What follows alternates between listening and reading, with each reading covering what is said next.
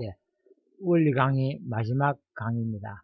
우편 제6장 재림론 중에서 제4절 동시성으로 본 예수님 당시와 오늘에 대한 내용을 말씀드리기로 하겠습니다.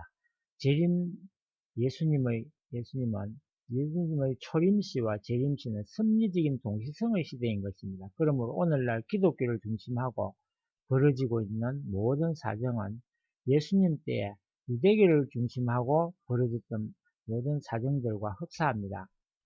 첫째로 오늘의 기독교는 유대교와 같은 조건과 교회 의식에 붙들려 있는 한편 그 내용이 부패하고 있다는 점입니다. 예수님 당시의 제사장과 교법사들을 중심으로 한 지도층은 형식적인 율법주의의 노예가 되어 그 심령생활이 부패하였으므로 양심적인 신도들은 예수님을 따라다녔던 것입니다. 오늘의 기독교에 있어서도 교직자를 비롯한 지도층이 그 교권과 교회의식의 노예가 되어 심령적으로는 날로 안매해 가고 있습니다. 그러므로 독실한 신도들은 신앙의 내적 광명을 체휼하려고 참된 길과 새로운 지도자를 찾아 산과 들로 헤매고 있는 실태인 것입니다. 다음으로 오늘의 기독교인들도 초림 때의 유대교 교인들과 같이 재림주를 먼저 핍박하게 되리라는 것입니다.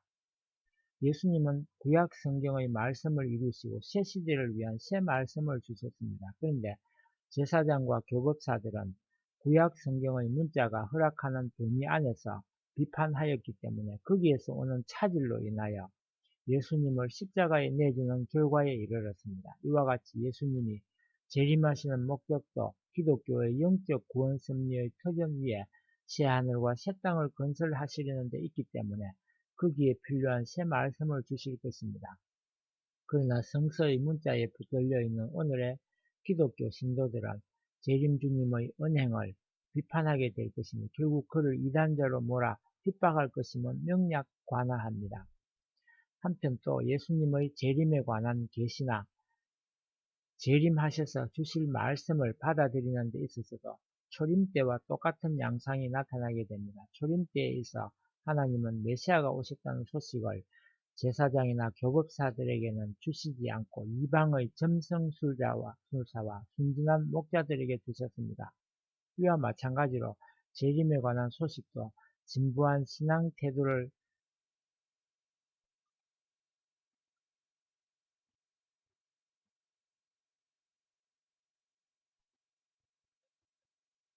가지고 있는 오늘의 기독교 지도자들에게보다는 도리어 평신도들이나 이교도 혹은 양심적으로 사는 불신자들에게 먼저 계시해 주실 것입니다.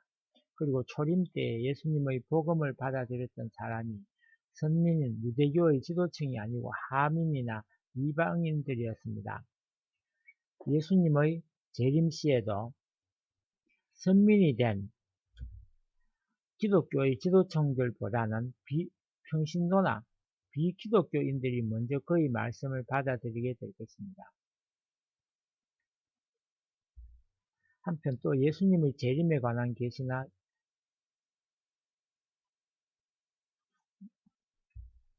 마태복음 22장 8절에서 10절 이하를 보면 예수님이 예비한 잔치에 참석할 자는 미리 청함받은 손님들이 아니고 행길에서 만나는 대로 불러들여진 사람들일 것이라고 개탄하셨던 이유는 바로 여기에 있습니다. 이러한 내용들로 보아 재림 때에도 천국을 바라고 나선 길로 해서 지옥으로 가게 될 신도들이 많을 것입니다. 이러한 사실을 알게 될 때 우리는 누구나 다시 한번 자기 스스로를 심각하게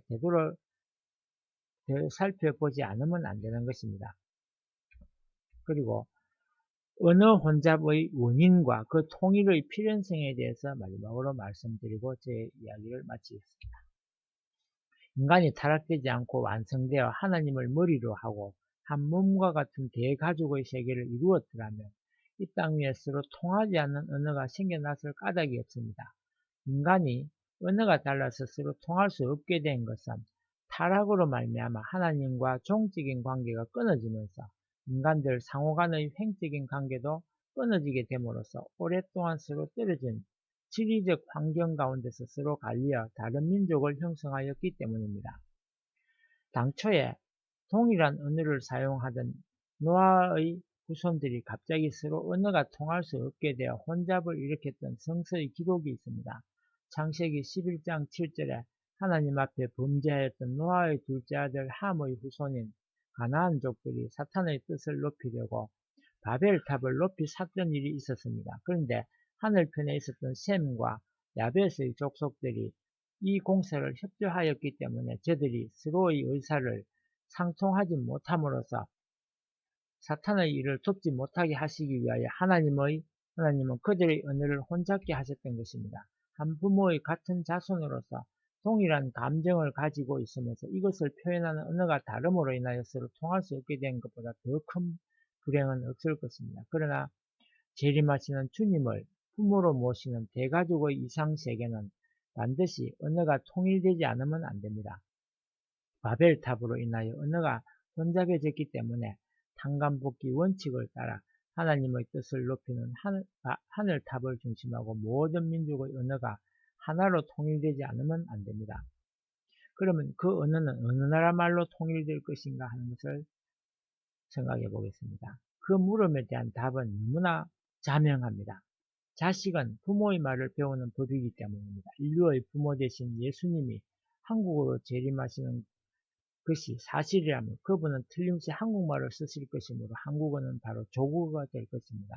따라서 모든 민족은 이 조국어를 사용하지 않을 수 없게 될 것입니다. 이리하여 온 인류는 한나라 말을 사용하는 한민족이 되어 한나라를 이루게 될 것입니다.